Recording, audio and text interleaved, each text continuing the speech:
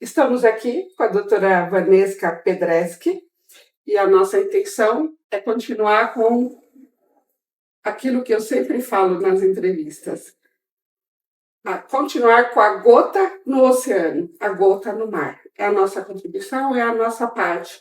Com o quê? Com o destaque desse mês de abril, que é Abril Azul. E o que simboliza esse Abril Azul? Né? O azul é tranquilidade, é calma, é harmonia, e foi colocado no mês de abril a cor azul para fazer a reflexão do autismo. Né? E o que é essa reflexão? Enfatizar para a conscientização. Né? E além da conscientização, a incentivação, né, da inclusão do autismo na sociedade, que isso é muito importante. E a doutora Vanesca vai falar para a gente algumas dicas, um papo descontraído, uma conversa, para podermos contribuir com o conhecimento a todos que precisarem, né? Olá, fico muito feliz em poder contribuir com essa ajuda aí para vocês, né? Eu acho que para a sociedade, aquilo que eu sei, vou passar para vocês.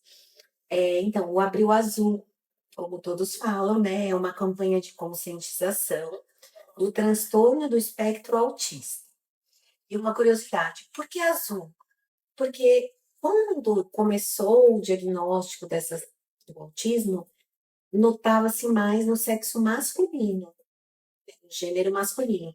Depois, com o passar do tempo, viu que não tinha essa questão de gênero. Na verdade, não era só em meninos que apresentavam o autismo. E hoje já se sabe que também não é assim, embora a maior população ainda é no gênero masculino. O que a gente pretende, né, buscar quando a gente divulga esse Abril Azul? É uma frase que eu gosto muito, entender para incluir, como você mesmo falou da inclusão, né? Eu acho que a gente tem que entender o que é, até para poder falar alguma coisa para alguém. Porque às vezes as pessoas vêm com a questão do preconceito, né? Com a questão da limitação, e não é assim que funciona. Então, o que eu gosto de afirmar? Que o autismo não é uma doença. Então, a gente não tem que ficar atrás dessa cura dessa doença. Né? Ele é simplesmente uma questão de neurodesenvolvimento do cérebro.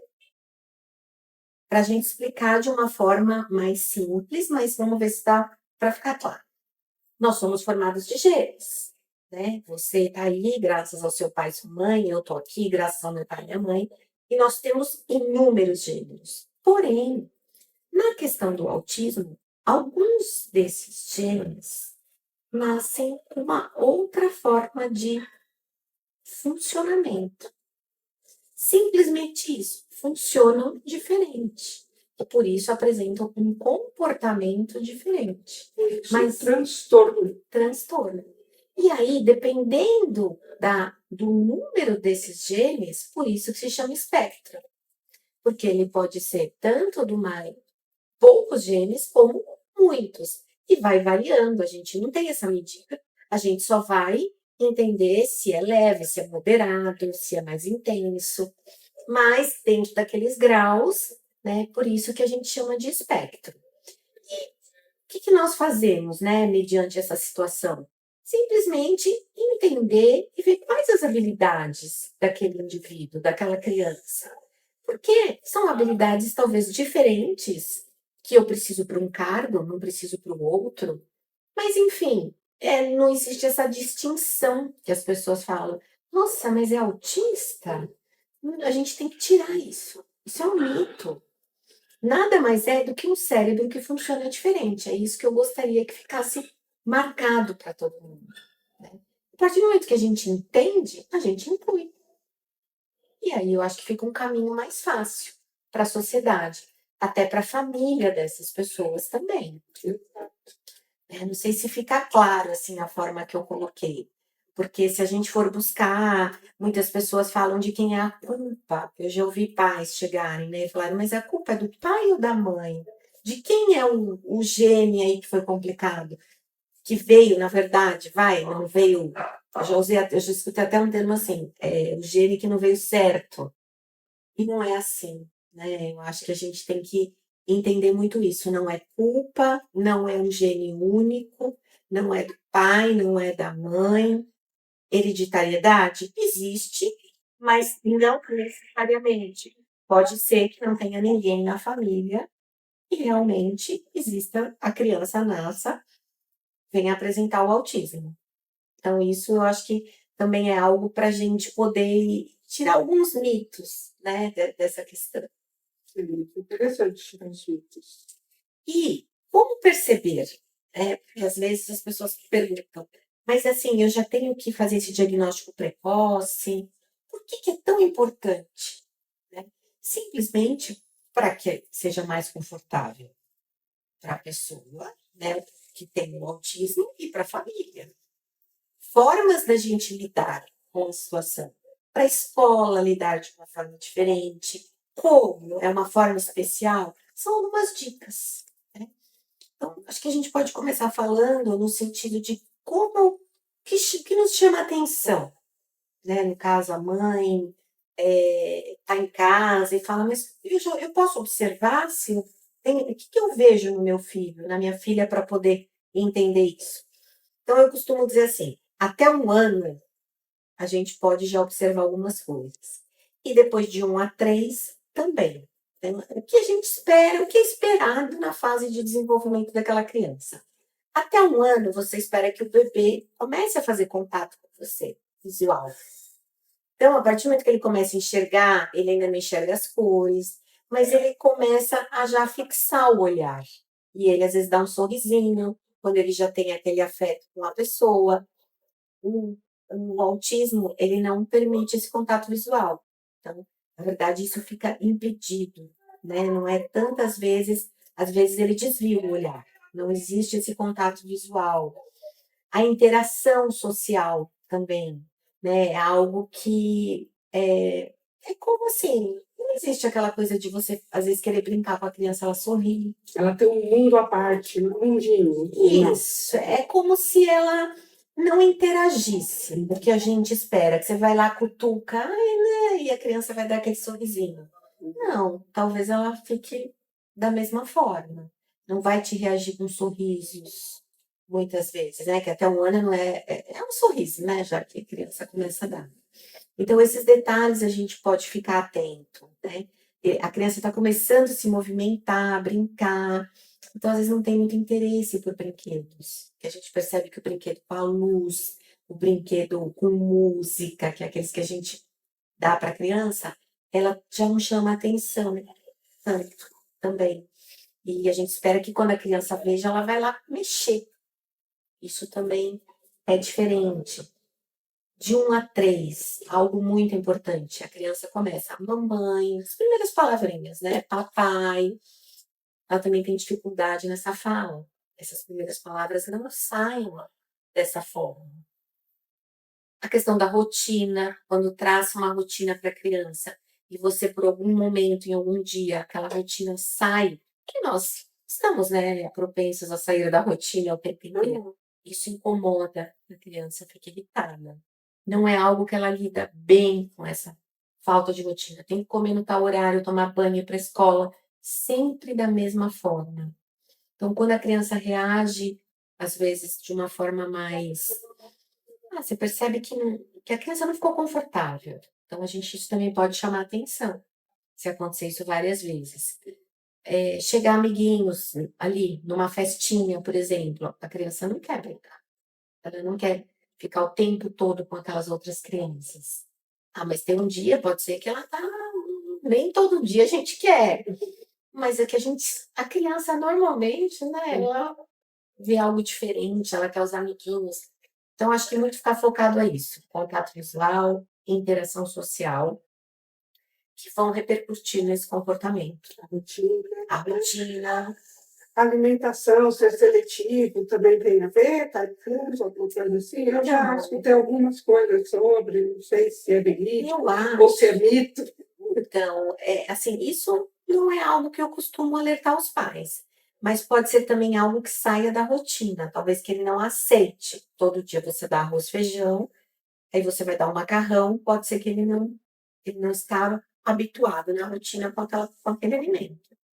Mas eu nunca fiz essa relação, por exemplo. Eu sempre me chama mais atenção esses outros fatores que eu te falei agora, né? É o que eu mais foco que eu colocaria nisso. E aí, como que os pais fazem, né, para lidar com tudo isso?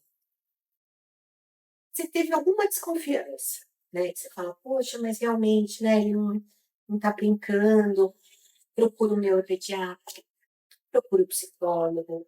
É feita, essa avaliação não é feita por exames de imagem, não tem exame de sangue que vai detectar isso, mas sim a questão do comportamento. Então, é o psicólogo, é o fono, a pediatra da criança que já tem o conhecimento, e aí vai orientar a família com algumas situações.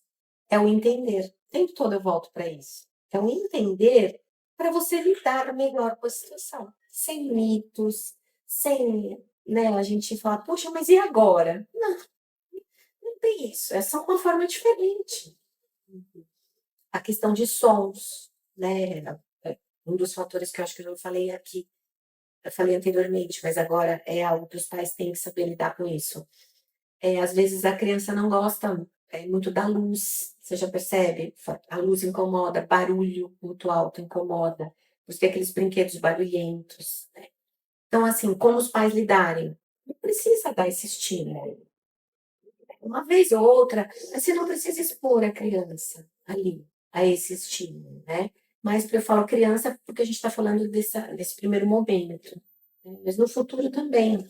Mantenha a rotina dentro do possível, mantenha a rotina para aquela criança, para que ela se sinta mais confortável. Você listou até agora, foi até 1 ano, e agora é até os 3. De 1 a 3 é justamente a questão da fala, porque espera-se, né, que a questão da fala é algo até 2 anos a gente fala que nem toma providência em relação à criança falar ou não. Tem algumas frases, um número de palavras esperado, depois vem a frase, mas a criança ainda não fala, né? "Ai, como você é linda". Não existe essa frase feita. Mas, logo quando você espera aquele mamãe, papai perto de 1 ano, a criança já tem dificuldade, essas palavrinhas básicas. Então isso já é uma forma de chamar nossa atenção também, para que a mãe busque ajuda. A questão dos amigos, a questão do som, a questão da luz, também é algo que a gente pode ficar atento. Movimentos repetitivos, é algo que a criança faz ou de uma forma muito lenta ou de uma forma muito rápida, muito agitada. Então, às vezes, você vê a criança fazendo a mesma coisa devagar, mas fazendo de uma forma muito intensa. Algo que te chame a atenção. Você vai perceber, porque não tem um meio termo. Você vai olhar. Então, o autismo, quando ele é tem graus, né? Sim, Um grau leve, por exemplo, e torna um adolescente e tal. Tem, assim, um viés para depressão, alguma coisa assim do tipo? Uma curiosidade minha. então o que acontece é que é uma pessoa mais fechada, né? Então, nisso a gente pode dizer assim, algo que ele guarde mais, talvez não se expresse.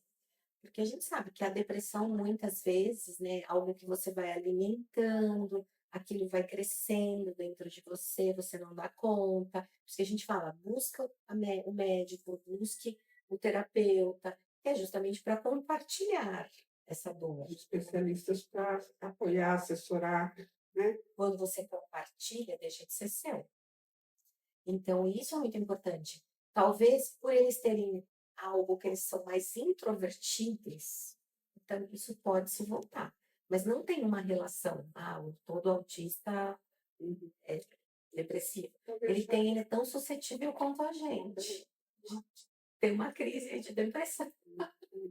a gente não falou aí de se preparar, por exemplo, efetivamente, ou de cargo, de aceitação, de entender para incluir empresa, tal, mas e nas escolas, como elas podem se preparar efetivamente para acolher?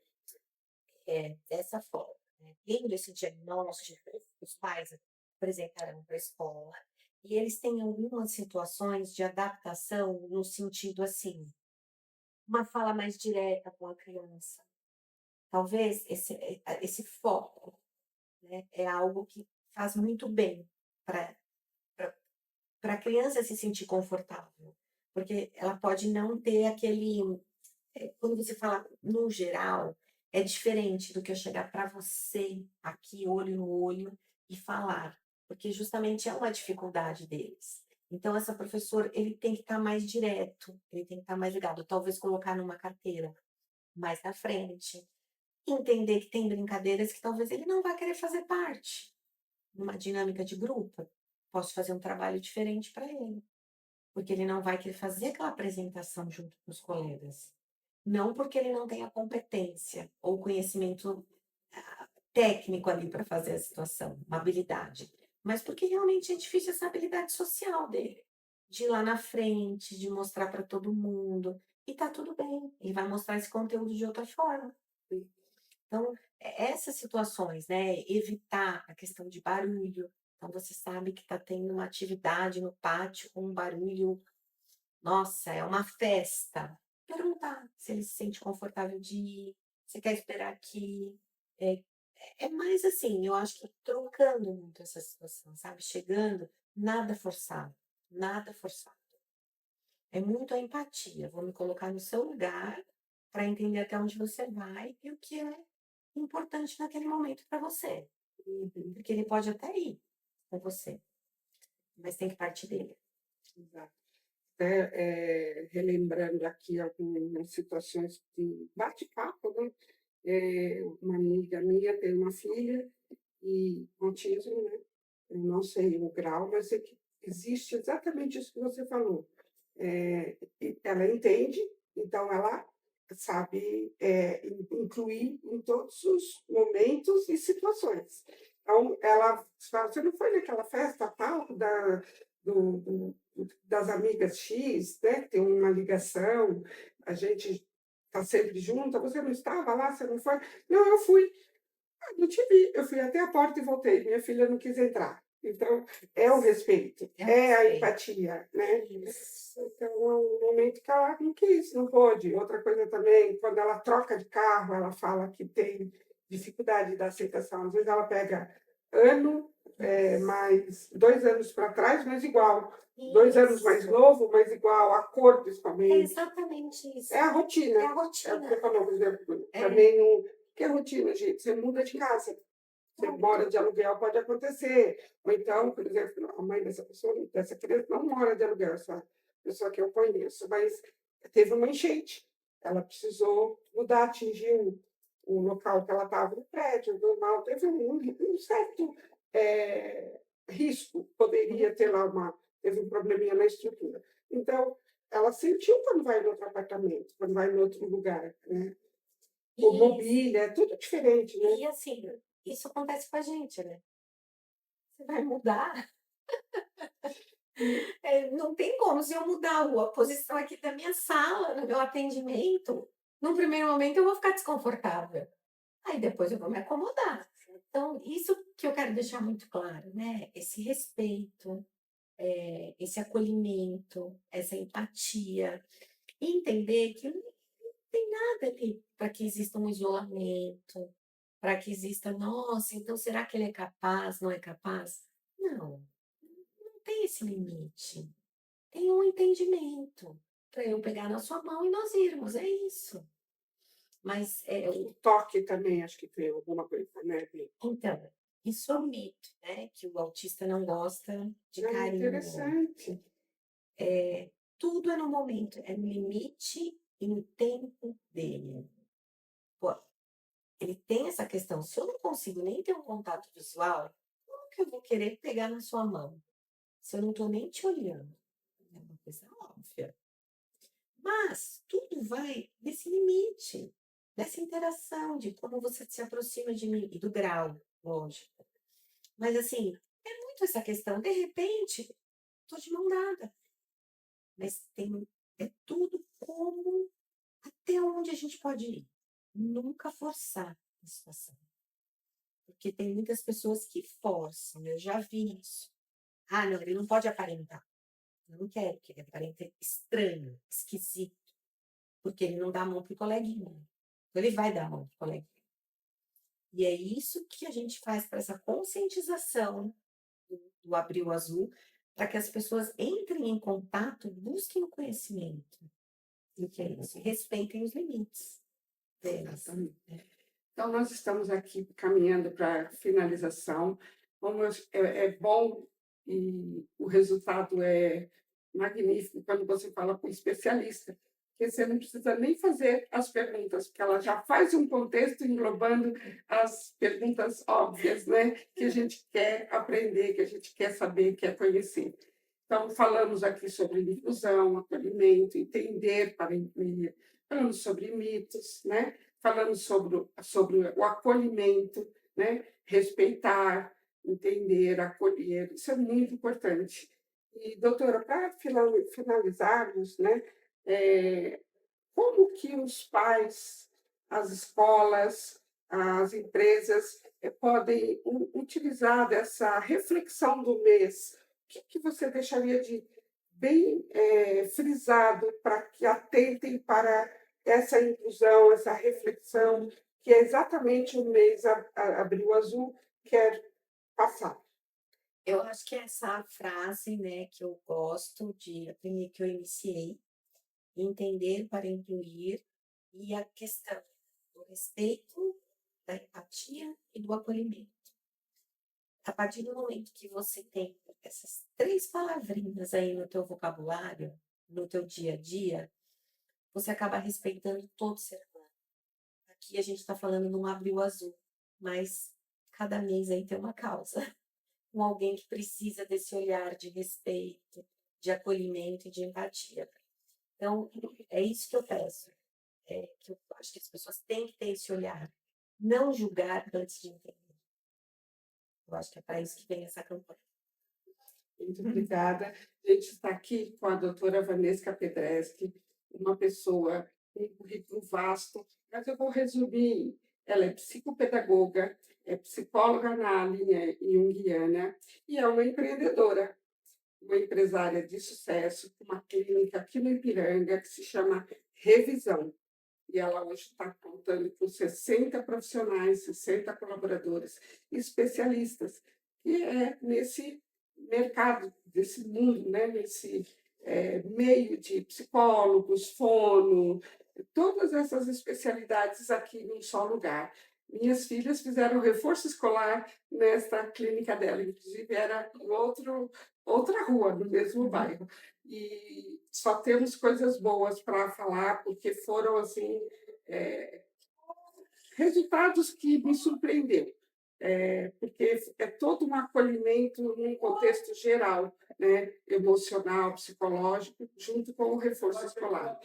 E ela é nossa cliente, eu sou corretora de seguros da La Corretora, é nossa cliente, e a empresa dela está no nosso site, na aba de parcerias. Então, lá está revisão, a clínica da doutora Vanesca Pedreschi, que também eu esqueci de falar do currículo dela, é neuropsicóloga, esqueci desse detalhe de grande importância, porque é uma formação muito importante para a área dela, né? Entender a neurociência, né? Neuropsicóloga. Então, isso só engrandece, enobrece todo o conhecimento que ela tem.